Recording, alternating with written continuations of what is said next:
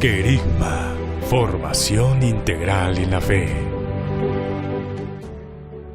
Queridos cristovidentes, bienvenidos al programa de formación en la fe. Hoy continuamos con el tema de la revelación. En nuestro programa anterior vimos qué es la revelación, cuáles son las mediaciones de la revelación y cómo se revela Dios a través de las cosas y los hechos. ¿Qué tiene que hacer el hombre para escuchar a Dios a través de las cosas y los hechos? Hoy vamos a tocar el tema de la inspiración.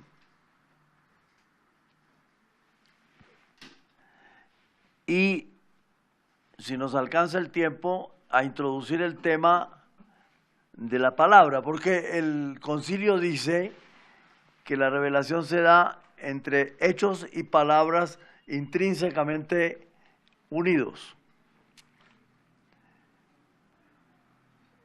Primero, la inspiración. Siempre se nos ha enseñado, la iglesia lo enseña así y lo asume así, que los hombres y mujeres que escribieron la Biblia lo hicieron por inspiración del Espíritu.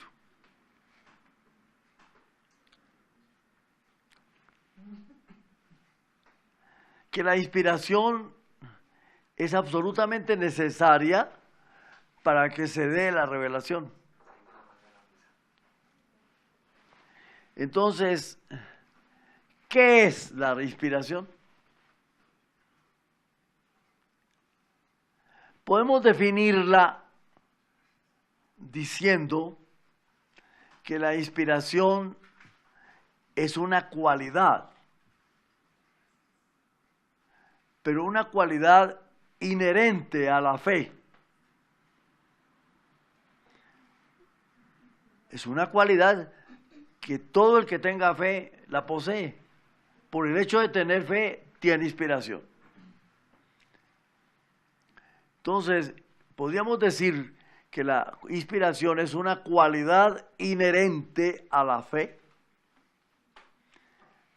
por medio de la cual el hombre puede captar, interpretar y expresar el sentido de las cosas y los hechos como palabra que Dios le dirige.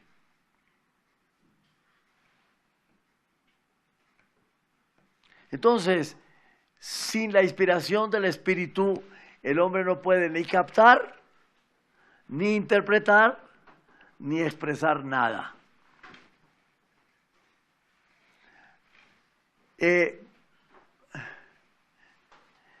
Hay dos maneras de acceder al conocimiento. Uno es la racionalidad.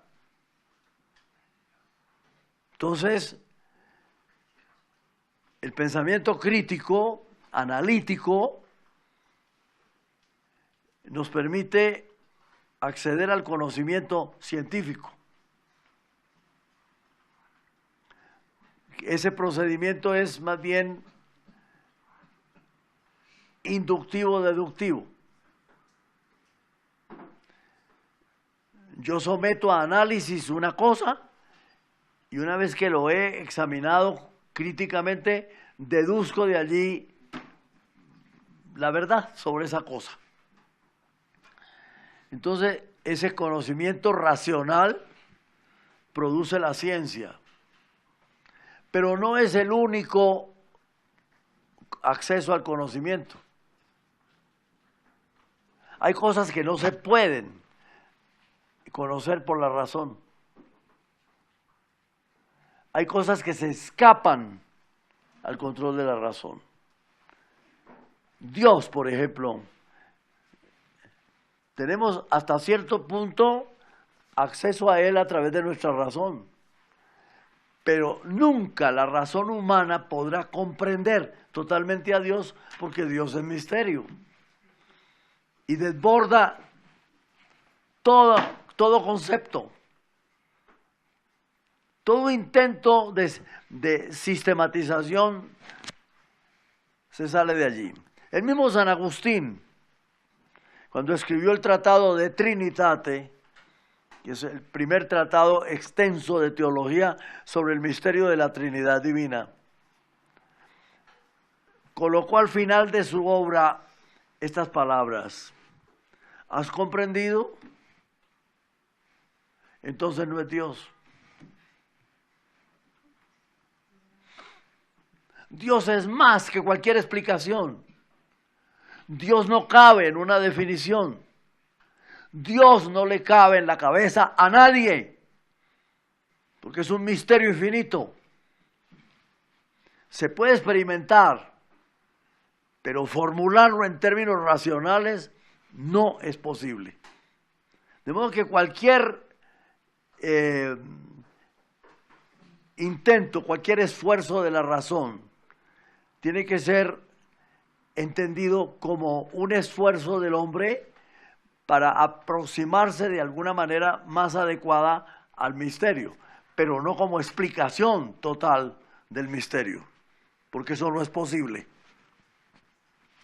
Entonces, la razón no es el único medio para acceder al conocimiento de la verdad. Hay otros caminos. El poeta escoge otro camino. El pintor, el músico, el artista busca la verdad por otros caminos. En lugar de utilizar la razón, utiliza la intuición. El místico generalmente va por la vía intuitiva de la experiencia del misterio. Y por eso, cuando el místico tiene la experiencia de Dios, la vive, pero no la puede explicar. San Pablo tuvo esa experiencia y él dice: yo no sé si en mi cuerpo o fuera de mi cuerpo, pero yo fui arrebatado al tercer cielo y vi y oí cosas inefables que ni el ojo vio, ni el oído oyó, ni hay palabras en el lenguaje humano para explicar lo que Dios tiene preparado a quienes le aman. Entonces, el misterio se experimenta, se vive, se vivencia mejor, pero no se puede explicar.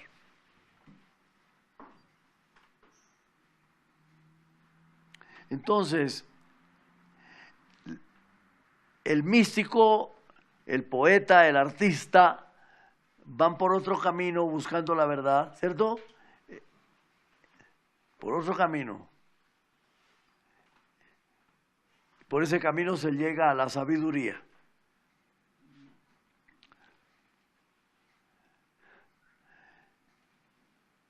En ambos casos se requiere de la inspiración. Debe tener inspiración el científico que investiga en un laboratorio las leyes naturales para ponerlas al servicio del hombre. Indudablemente que allí está el Espíritu Santo, a través del don de ciencia. Ahí está. Pero también está en el corazón del místico que busca a Dios a través de la meditación, de la contemplación, de la vida interior, de la interioridad. Entonces, ¿cómo definimos la inspiración? Como un carisma, como un don del Espíritu Santo, ¿cierto?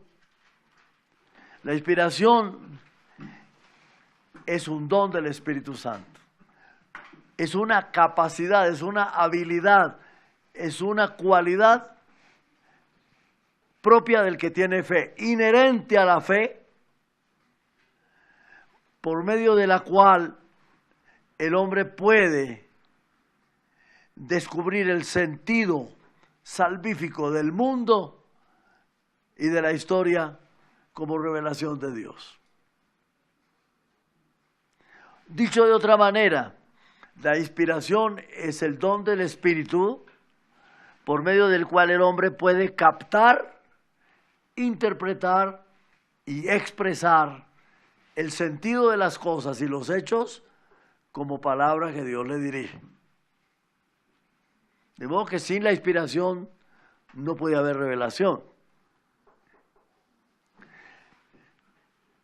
Todo el que tiene fe tiene inspiración, tiene la capacidad de inspirarse. Es decir, la capacidad de captar, interpretar y expresar. Por eso la oración es fundamental en la vida del creyente. Sin la oración, sin la presencia y la acción del Espíritu Santo en nosotros, es imposible captar la revelación de Dios, conocer la voluntad de Dios y mucho menos vivir la voluntad de Dios. Teniendo en cuenta eso, voy a referirme a las características de la inspiración.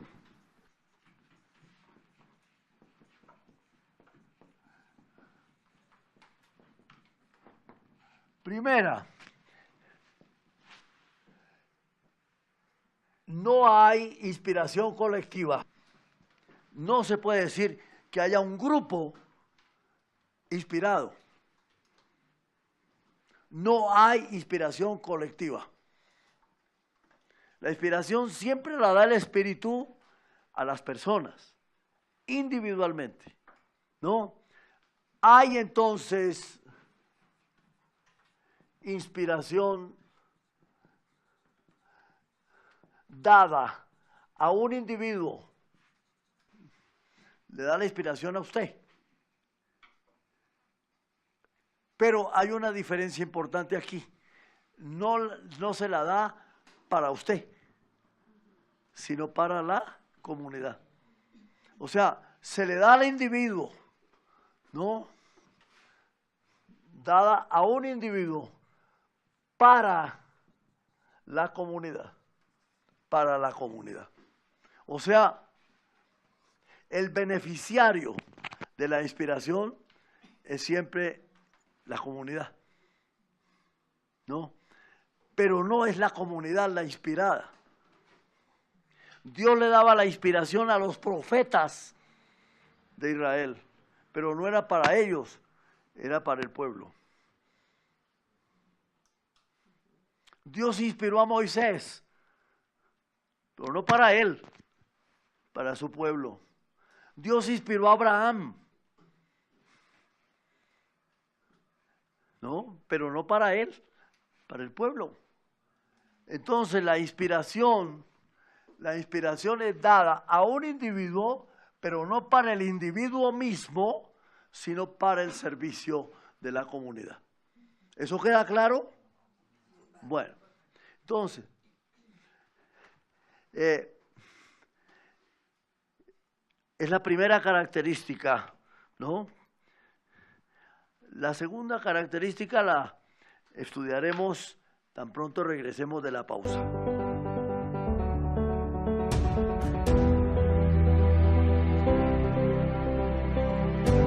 Ya regresamos con Querigma, formación integral en la fe. Continuamos con las características de la inspiración. Segundo, la inspiración se concreta en un carisma. Se concreta en un carisma. ¿Qué es un carisma? El carisma es la idea, ¿no? Sí, la idea y al mismo tiempo la aptitud para concretar, para realizar esa idea. ¿Está claro? las dos cosas. Entonces, cuando el Espíritu Santo inspira a alguien, ¿cierto? Esa idea que surge de esa inspiración inmediatamente va acompañada de las aptitudes de la persona para que la realice. ¿Está claro? Cuando Dios quiere una cosa, proporciona los medios para que esa cosa se realice, porque su voluntad es eficaz, si no, no sería Dios. ¿Está claro? Cuando Dios quiere una cosa, proporciona los medios. Si Dios me está dando los medios para hacer algo, es un signo de que esa es la voluntad de Dios y de que yo voy por donde es. Entonces, se concreta en carismas, pero carismas funcionales. O sea, es algo práctico, no es algo especulativo, ¿no? Sino algo práctico, ¿no? Se concreta en carismas funcionales. Entonces, ustedes pueden leer a ese respecto la primera carta de San Pablo a los Corintios en el capítulo 12. Allí se habla de los carismas, diversos carismas dados a los individuos para el bien de la comunidad. Entonces, ¿no? Dice San Pablo, hay diversidad de carismas, pero un mismo espíritu. ¿Está claro? El espíritu que es el que las da. Tercera característica, la inspiración. La inspiración como carisma, es decir, como don del Espíritu, ¿no? Como carisma, ¿qué hace? Lo impulsa a usted, lo mueve, ¿está claro? Mueve al ser humano, ¿no? En tres direcciones, al ser humano. Primero, para que hable. Usted siente que el Espíritu la impulsa para que diga cosas, ¿no? Que a usted por sí mismo no se le hubieran ocurrido. ¿Está claro? Y en cierto momento, en el momento preciso, y las tiene que decir, porque si no, le quema la lengua. El Espíritu Santo lo mueve a usted para que hable, ¿no es cierto? Pero también puede moverlo para que escriba. Para que escriba. Entonces, en usted surge el deseo, la necesidad de sentarse a escribir. Y mientras escribe, las ideas van fluyendo, y fluyendo, y fluyendo. Y usted escribe. Hay un dinamismo que el Espíritu Santo desata en la persona, ¿no? Como carisma funcional, práctico, para que escriba. Y también lo mueve para que haga algo, ¿no? Para que haga algo. Entonces, cuando el Espíritu Santo, a través de la inspiración, lo mueve a usted para que hable, ¿sí? Eso se llama inspiración profética.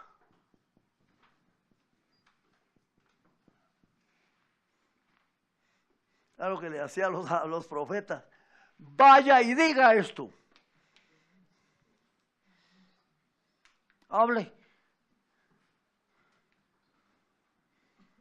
Eso se llama inspiración profética. Si lo mueve para que escriba, se llama inspiración escrituraria. Escrituraria. Es el caso de los que escribieron la Biblia, ¿no? A cada uno lo movió en su momento para que escribiera. A alguien se le ocurrió escribir las tradiciones de Abraham, de Isaac, de Jacob. Lo inspiró y las escribió, ¿no? A San Lucas lo movió para que escribiera el Evangelio. Lo mismo a Marcos o a Mateo o a Lucas, ¿no? Eso se llama inspiración escrituraria. Y si lo mueve para que haga algo, eso se llama inspiración pastoral. Inspiración pastoral. Pongo ejemplos. Santa Teresa de Calcuta. Ella casi no hablaba. Hablaba muy poco. Y prácticamente no escribió. Pero hizo cosas por el mundo con un dinamismo, con una energía, con una capacidad sobrehumana. Es que si usted la veía, no podía creer que ese ser humano, bajito de estatura, frágil, ¿no?, tuviera la capacidad de hacer todo lo que hizo, ¿no? Entonces ella tenía prioritariamente inspiración pastoral. Y así nació su obra, por inspiración pastoral. Hay otros que tienen solamente inspiración profética. Hablan o solamente escriben. Otros tienen las tres.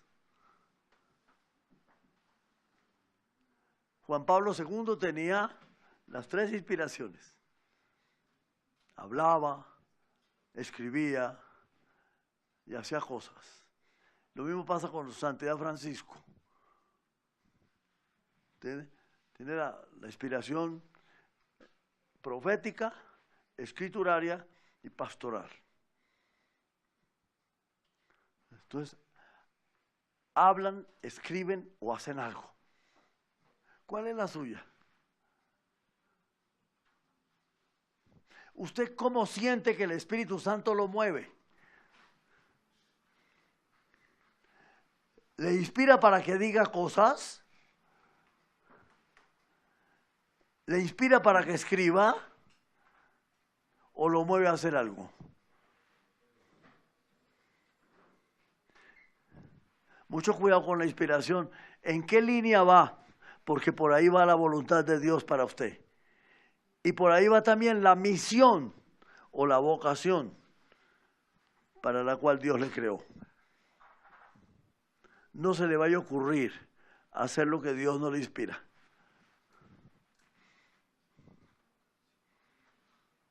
Primero porque no va a tener los recursos, la capacidad, la idoneidad, ¿no?, la inspiración para hacerlo.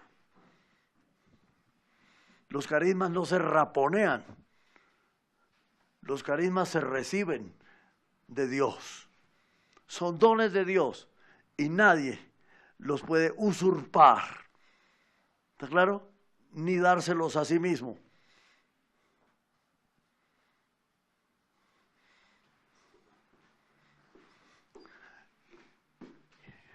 Ahora, esas manifestaciones del Espíritu, ¿no?, se llaman carismas funcionales. ¿Por qué? Pues porque son prácticos. Un carisma es algo práctico. Es algo práctico. Un carisma es algo funcional.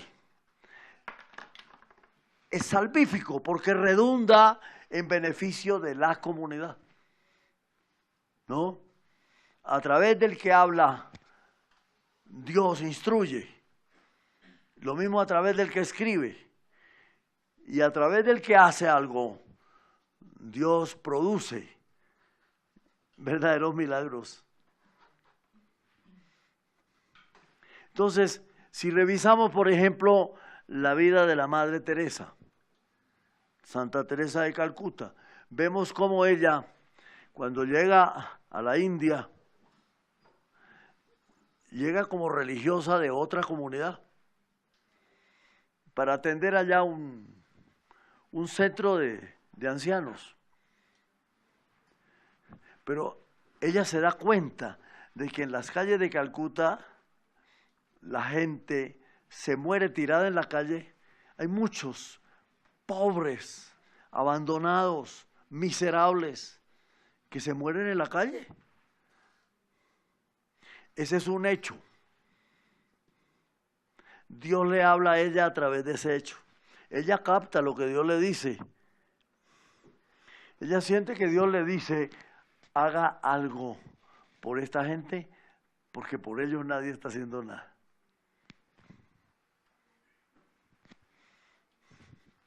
Ella pide a su superiora que le dé permiso para hacer algo por ellos. Y se le niega el permiso porque no hay recursos ni hay más religiosas para que puedan atender a esta gente. Ella entra en conflicto, según dice en su propia biografía, entra en conflicto porque siente que Dios le pide una cosa, pero que la obediencia que debe a sus superiores no se lo permite. ¿Cómo termina esa historia? La solución está en el libro de los Hechos. Hay que obedecer a Dios antes que a los hombres. Para obedecer a Dios, ella se retira de la comunidad. Se sale y empieza la obra. Y empiezan a lloverle los ayudas y y gente que le colabora. El Espíritu Santo corrobora que eso era lo que él quería. Pero a ella le tocó hacer lo que hizo Abraham. Sal de tu tierra y de medio de tu familia y vete a la tierra que yo te mostraré. ¿Usted estaría dispuesto a eso si el Espíritu Santo le inspirara algo que implicara cambiar radicalmente su modo de vida?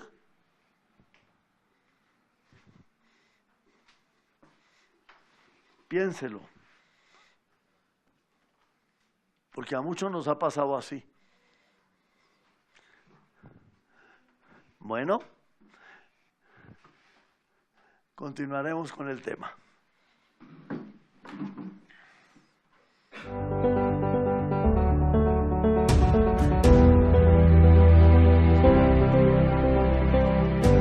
Ya regresamos con Querigma, formación integral en la fe. Bueno, viene ahora el último segmento, que es el de preguntas. Todas las inquietudes que ustedes tengan pueden formularlas para tratar de absolverlas. ¿Cómo se integra la fe y la razón en la interpretación de la revelación? La fe y la razón deben funcionar juntas. Como decía ya en la Edad Media Santo Tomás de Aquino, fides querens intellectum. La fe exige de la inteligencia.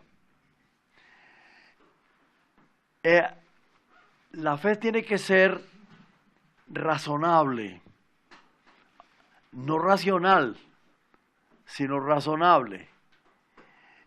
Porque la fe no contraría la razón por el hecho de que la desborde. El hombre tiene derecho, y es parte de su estructura, eso lo veremos en antropología teológica, de cumplir con la racionalidad que Dios le dio para aproximarse de una manera adecuada al misterio, ¿no? Entonces, la razón colabora con la fe. La fe debe ser razonable, debe ser una opción razonable, no racional, sí razonable. Uno tiene que estar preparado para dar razón de su fe y de su esperanza a quien se la pida. Dice el apóstol Pedro en la segunda carta, ¿no? De modo que es un deber moral de todo creyente prepararse, ¿no?, para dar razón de su fe. Eso no sería posible si no usamos la razón. Es por medio de la razón como yo puedo obtener un conocimiento empírico para dar razón de mi fe. Por supuesto que la fe desborda la razón, ¿no? Pero se necesita de la razón para acceder a la fe. Padre, ¿cómo saber que una idea o sentimiento es inspiración de Dios? San Pablo nos da el criterio. Todo lo que es bueno, todo lo que es noble, todo lo que es puro, proviene de Dios. Si usted tiene la inspiración de hacer algo malo, es evidente que eso no viene de Dios. Entonces someta a juicio crítico todo lo que piensa, lo que siente, lo que desea, para ver si es acorde o no es acorde con la voluntad de Dios. Es decir, hay que hacer un discernimiento previo para aceptar que lo que me llegó, dijéramos, es de Dios. Ahora, eso es lo primero. Segundo, que no soy yo el que generó la idea, ¿no? Sino que llegó espontánea. La fuente de procedencia es otra.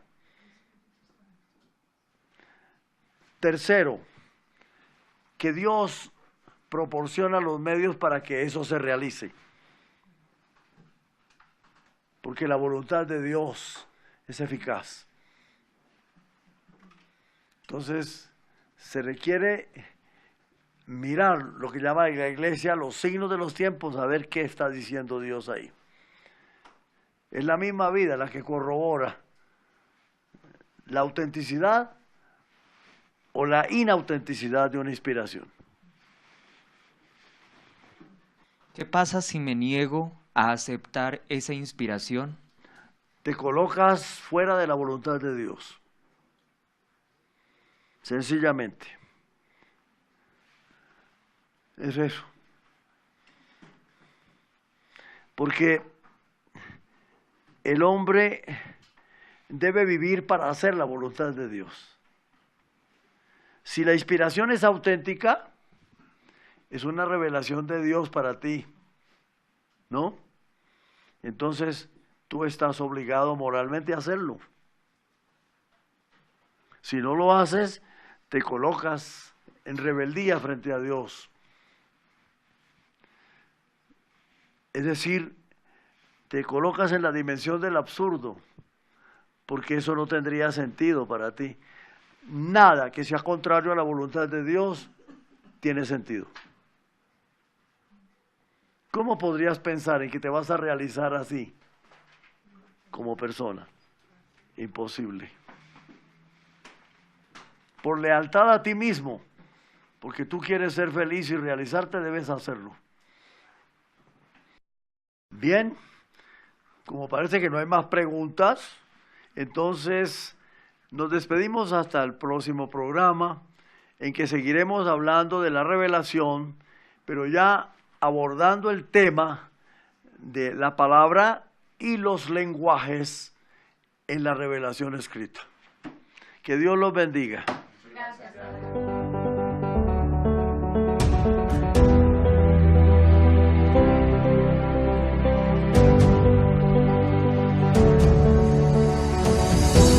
Querigma, formación integral en la fe.